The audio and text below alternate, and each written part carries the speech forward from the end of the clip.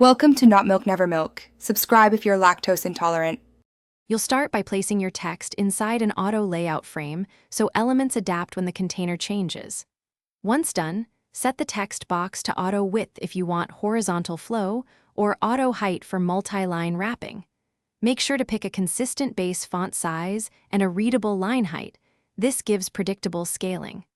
Also apply text styles now so adjustments propagate. These initial choices let you control how type behaves without constant manual resizing as the layout shifts. Next, focus on constraints and componentization.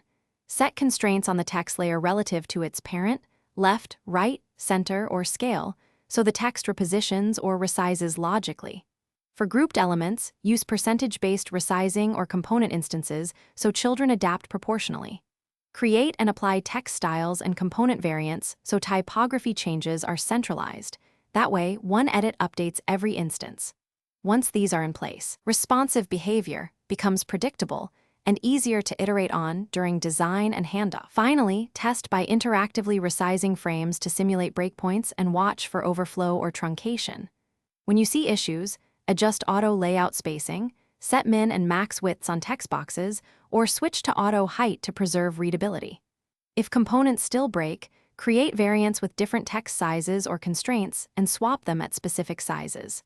One key troubleshooting tip: if text unexpectedly truncates, check the text box mode and min width. Often switching from fixed to auto resolves the issue quickly. Thanks for watching. If this was helpful, leave a like and consider subscribing. See you next time.